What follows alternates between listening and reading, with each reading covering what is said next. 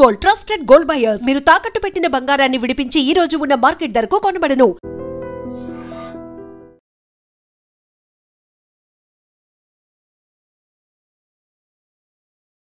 Hi hello నమస్తే welcome back to our channel. నేను మీ వైషు. ఈ శ్రావణ మాసంలో వరలక్ష్మి వ్రతం అందరి ఇళ్లలో జరుపుకుంటున్నారు. అయితే కొత్తగా పెళ్లి కాని వాళ్ళు అబ్బాయి అమ్మాయి కలిసి వరలక్ష్మి వ్రతం చేసుకుంటుంటే అసలు అలా పెళ్లి కాని వాళ్ళు వరలక్ష్మి వ్రతం చేసుకోవచ్చా? పెళ్లి కాని అమ్మాయిలు మాత్రమే కూర్చొని చేసుకుంటూ ఉంటారు, కానీ అమ్మాయి అబ్బాయి కలిసి ఫ్యూచర్లో పెళ్లి చేసుకోబోయే వాళ్ళు ఇట్లాంటి వ్రతాలు చేసుకోవచ్చా? దీని గురించి పెద్ద ఎత్తున వారే నడుస్తుందని చెప్పుకోవాలి. అసలు చేసుకోకూడదు, అలా ఎలా చేసుకుంటారని చెప్పేసి తిట్టేసుకుంటూ ఉన్నారు మొత్తం సోషల్ మీడియాలో. మరి నిజంగా చేసుకోవచ్చా? చేసుకుంటే అసలు తప్పేంటి? ఒకవేళ చేసుకోకూడదు అంటే వాళ్ళు ఎందుకు చేసుకుంటున్నారు? ఈ విషయం గురించి మాట్లాడడానికి ఈరోజు నాతో పాటు సోషల్ యాక్టివిస్ట్ కృష్ణకుమారి గారు ఉన్నారు. మేడంతో మాట్లాడదాం. హలో మ్యామ్, నమస్తే. నమస్తే. బాగున్నారా మ్యామ్? బాగున్నాను. వరలక్ష్మి వ్రతం ఈ శ్రావణ మాసంలో ప్రతి ఆడపిల్ల వాళ్ళ హస్బెండ్ బాగుండాలని చెప్పేసి పెళ్ళైన వాళ్ళు చేసుకుంటూ ఉంటారు అని అంటుంటారు. ఈ మధ్యలో ఈ సెకండ్ థర్డ్ వీక్స్లో పెళ్ళి కానీ మన సెలబ్రిటీ కపుల్స్ అందరూ కూర్చొని పెళ్లి చేసుకోబోతున్నాం కదా ఎలాగో అని వాళ్ళే ముందే పూజలు చేసేసుకున్నారు. దాని గురించి సోషల్ మీడియాలో అసలు ఎలా చేసుకుంటారు, దానికి ఒక తతంగం ఉంటుంది, ఇది ఉంటుంది, ఆ మాత్రం తెలియకుండా సెన్స్ లేకుండా ఎలా చేసుకుంటున్నారని పెద్ద ఎత్తున గొడవలు జరుగుతూ ఉన్నాయి. ఏంటి నిజం? అసలు ఎవరు చేసుకోవచ్చు, ఎవరు చేసుకోకూడదు, వీళ్ళు చేసుకుంటే తప్పేంటి? నేను ఎవరు చేసుకోవచ్చు, ఎవరు చేసుకోకూడదు, ఎలా చేసుకోవాలి అవన్నీ నాకు అసలు తెలియదు, నేను నమ్మను. కానీ ఈ మధ్యకాలంలో ఈ పూజల పేరుతోటి వాళ్ళ అంతస్తులు తెలియజేసుకోవాలి అనే ఒక ఆతృత మట్టుకు చాలా ఎక్కువైపోయింది. అక్కడ చిత్తం శివుడి మీద భక్తి చెప్పుల మీద అన్నట్లు ఏమాత్రం అసలు చిత్తశుద్ధి అనేది లేకోకుండా చాలామంది, అందరూ అని నేను అన్ను, చిత్తశుద్ధి లేకోకుండా పూజలు చేస్తున్నారు.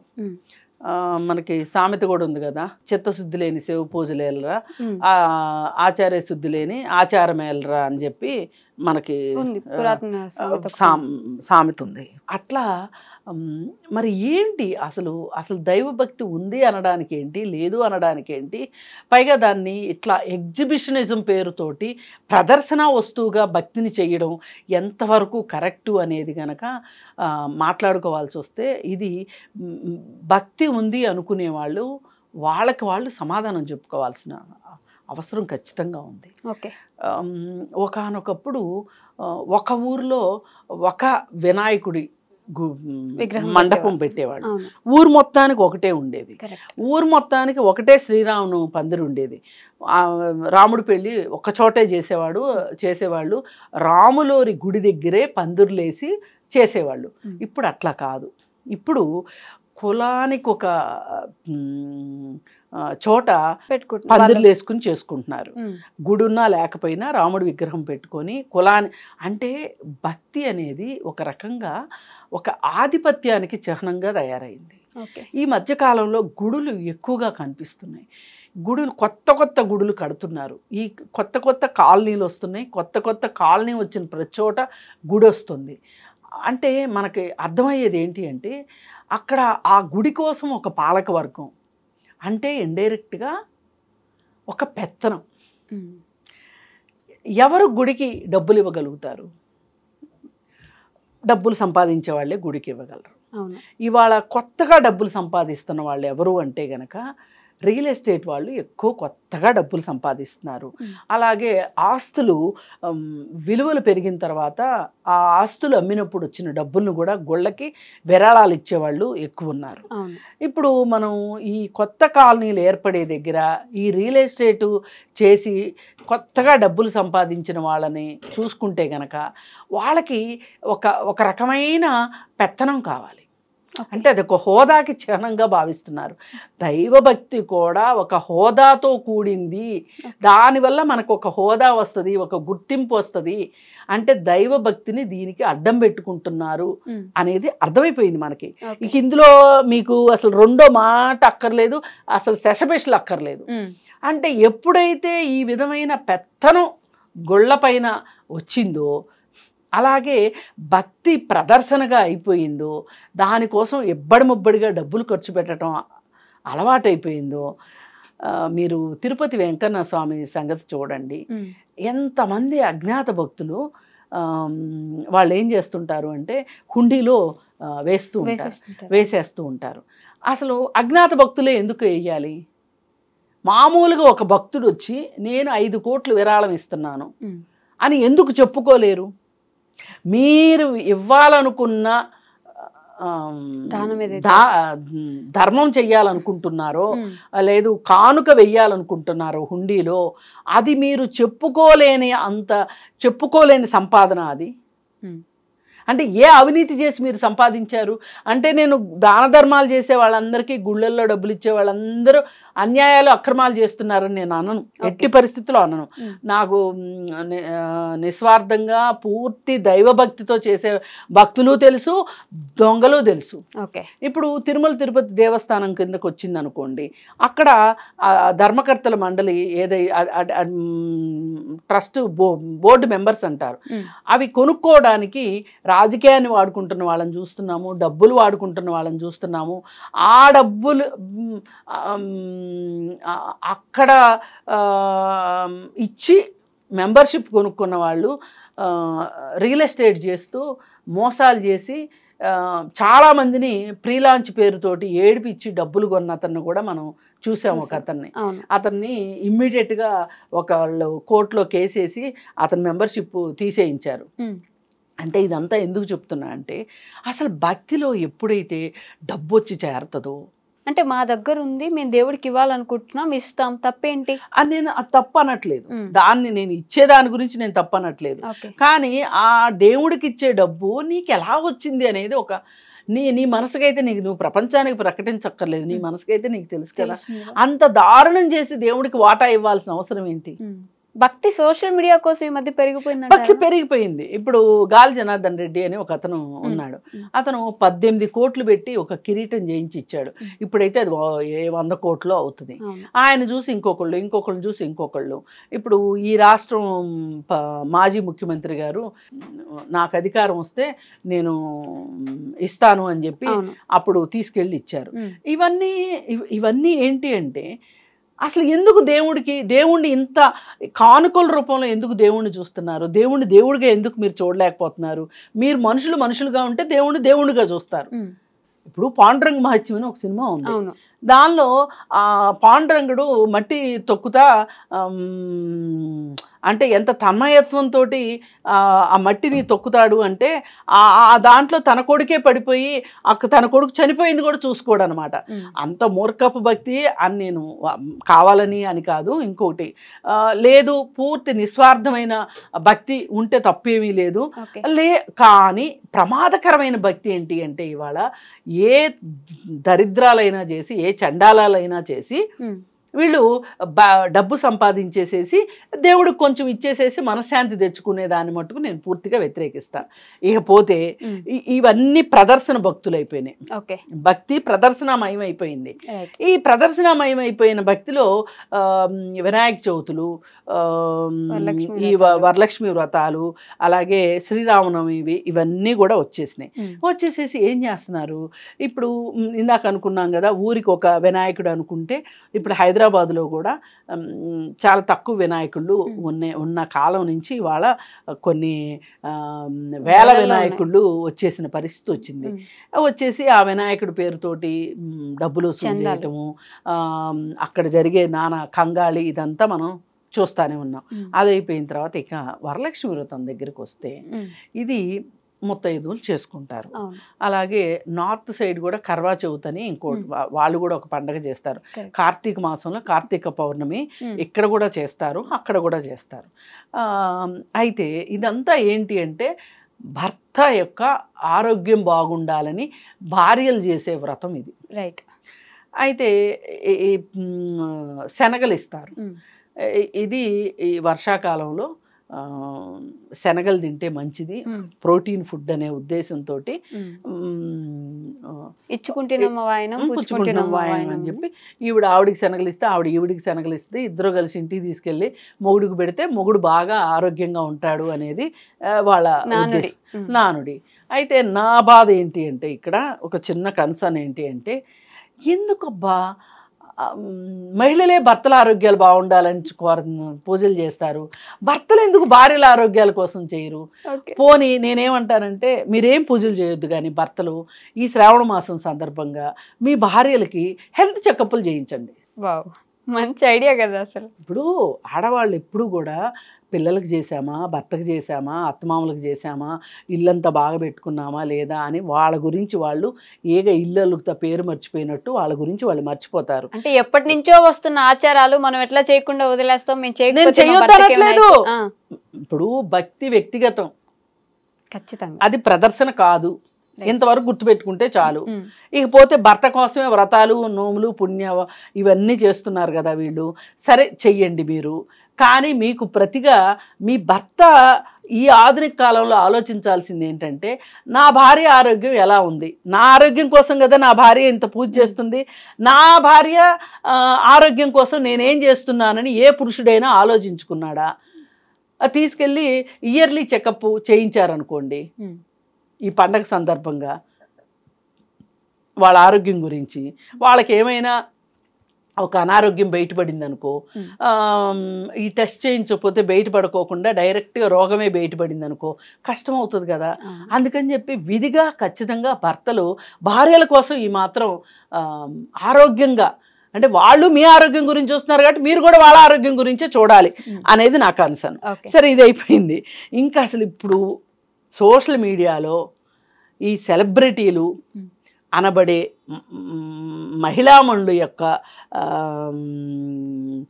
వాళ్ళు అప్లోడ్ చేస్తున్నవి చూస్తూ ఉంటే, మా ఇంటికి వచ్చిన 150 సెలబ్రిటీలు ఇచ్చుకుంటున్నాము వాయనం, పూచుకుంటున్నాము వాయనం, అందరి వీడియోస్ ఇవే ఉన్నాయి.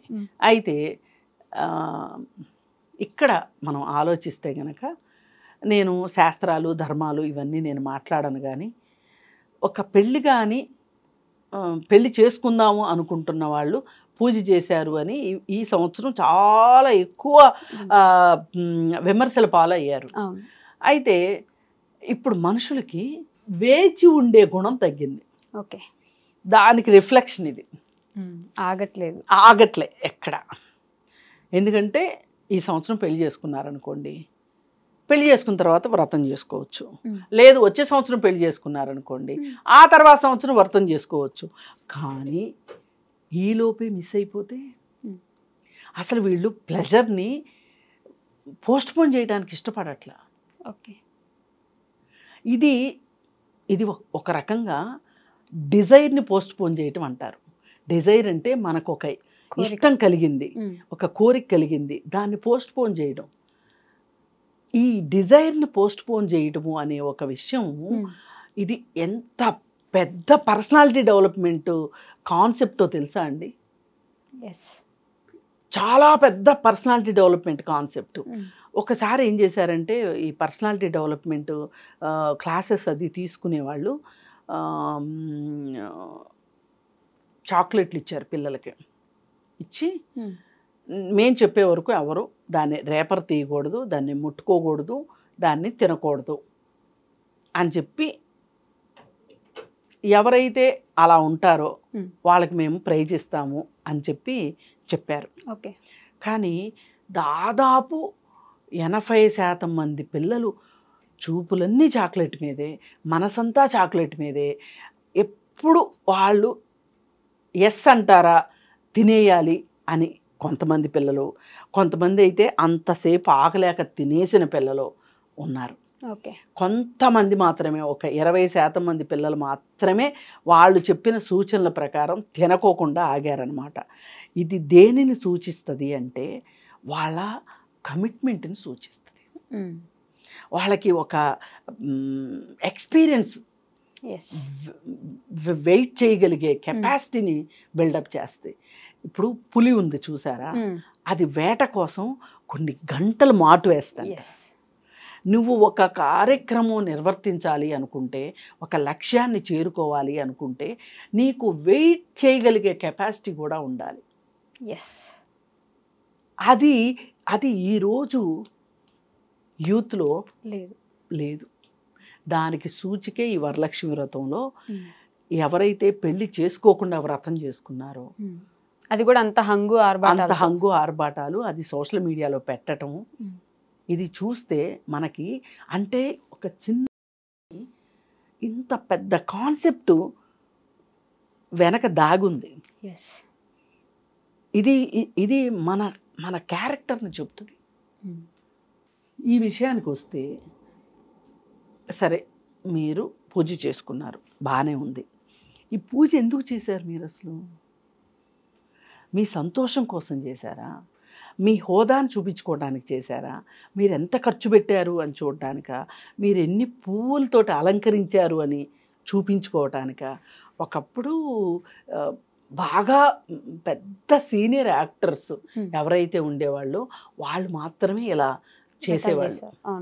చేసేవాళ్ళు కానీ అప్పుడు ఈ సోషల్ మీడియా లేదు కాబట్టి పెద్ద చూపించేవాళ్ళు ఎక్కడ తెలిసేది కాదు, కానీ చేసేవారట.